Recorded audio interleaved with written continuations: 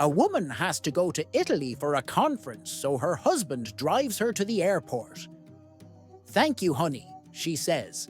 "Is there anything I can bring back for you?" He laughs and says, "An Italian girl." When the conference is over, he meets her up at the airport and asks, "How was the trip?" "Very good," she replies. "And what happened to my present?" "Which present?" she asks. "The one I asked for. An Italian girl." "Oh, that. I did what I could. We'll just have to wait 9 months to see if it's a girl." 1. The cardiologist's diet. If it tastes good, spit it out. Unknown. I once had a rose named after me and I was very flattered, but I was not pleased to read the description in the catalogue. No good in a bed, but fine, up against a wall. Eleanor Roosevelt. The secret of a good sermon is to have a good beginning and a good ending, and have the two as close together as possible. George Burns. Santa Claus has the right idea. Visit people only once a year. Victor Borge. What would men be without women? Scarce, sir. Mighty scarce. Mark Twain. I was married by a judge. I should have asked for a jury. Groucho Marx. My wife has a slight impediment in her speech. Every now and then she stops to breathe. Jimmy Durante. The male is a domestic animal which, if treated with firmness and kindness, can be trained to do most things. Jilly Cooper. I never hated a man enough to give his diamonds back. I was always a good housekeeper. Whenever I divorced, I always kept the house. Zazia Gabor.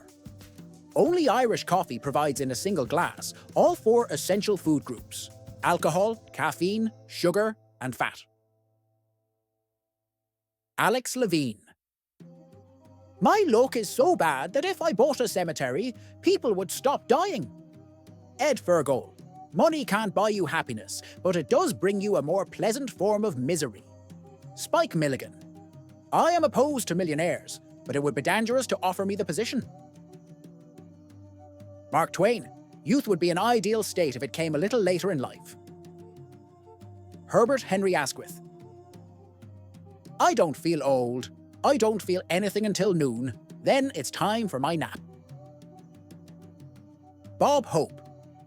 A woman drove me to drink, and I hadn't even the courtesy to thank her. W.C. Fields. It takes only 1 drink to get me drunk. The trouble is, I can't remember if it's the 13th or the 14th. George Burns. We could certainly slow the aging process down if it had to work its way through Congress. Unknown. Don't worry about avoiding temptation. As you grow older, it will avoid you. Unknown. Doctor to patient. I have good news and bad news. The good news is that you are not a hypochondriac. Unknown. By the time a man is wise enough to watch his step, he's too old to go anywhere. Unknown. 2. Dear granddaughter, the other day I went up to our local Christian bookstore and saw a "Honk if you love Jesus" bumper sticker. I was feeling particularly sassy that day because I had just come from a thrilling choir performance, followed by a thunderous prayer meeting. So, I bought the sticker and put it on my bumper. Boy, am I glad I did. What an uplifting experience that followed. I was stopped at a red light at a busy intersection, just lost in thought about the Lord and how good He is, and I didn't notice that the light had changed. It is a good thing someone else loves Jesus, because if he hadn't honked, I'd never have noticed. I found that lot of people love Jesus. While I was sitting there, the guy behind started honking like crazy, and then he leaned out of his window and screamed, "For the love of God! Go, go, go! Jesus Christ, go!" What an exuberant cheerleader he was for Jesus. Everyone started honking. I just leaned out my window and started waving and smiling at all those loving people. I even honked my horn a few times to share in the love. There must have been a man from Florida back there because I heard him yelling something about a sunny beach. I saw another guy waving in a funny way with only his middle finger stuck up in the air. I asked my young teenage grandson in the back seat what that meant. He said it was probably a Hawaiian good luck sign or something. Well, I have never met anyone from Hawaii. So I leaned out the window and gave him the good luck sign right back. My grandson burst out laughing.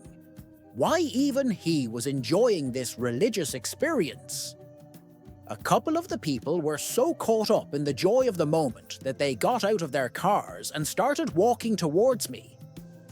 I bet they wanted to pray or ask what church I attended, but this is when I noticed the light had changed.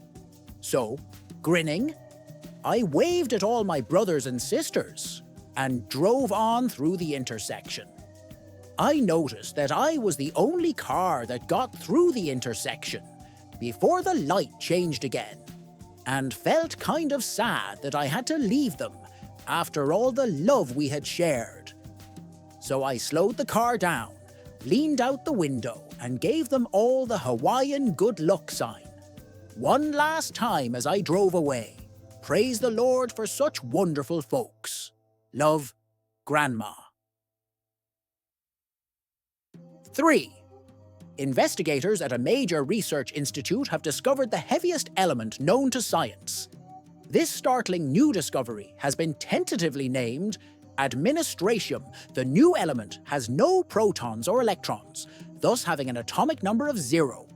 It does, however, have 1 neutron, 125 assistant neutrons, 75 vice neutrons, and 111 assistant vice neutrons for an atomic mass of 312. These 312 particles are held together by a force called morons, which are surrounded by vast quantities of lepton-like particles called pions.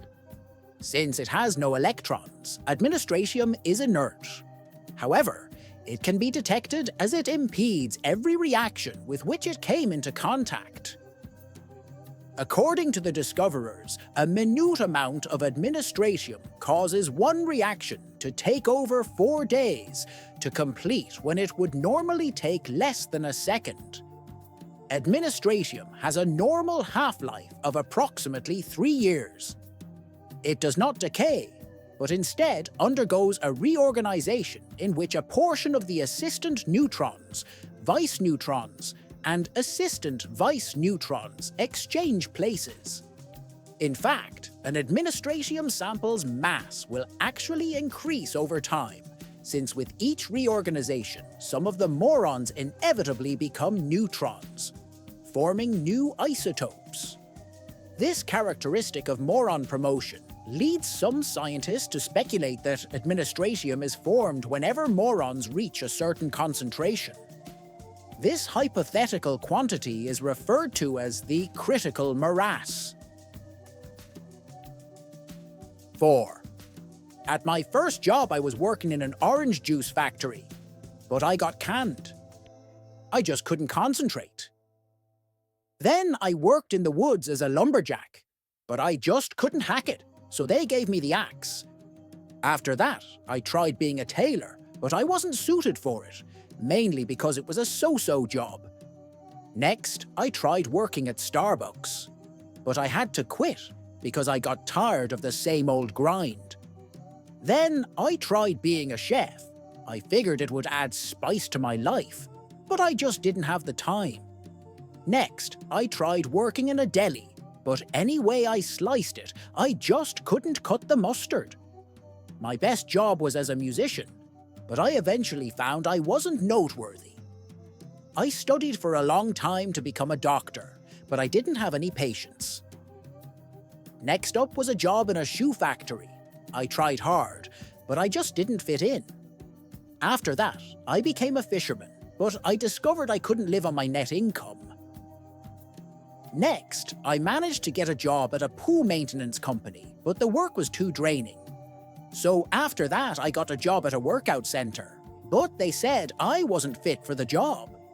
After many years of trying to find steady work, I finally got a job as a historian. but I realized there was no future in it. My last job was when I tried working in a muffler factory, but that was too exhausting. So, I tried retirement, and I found I'm perfect for the job.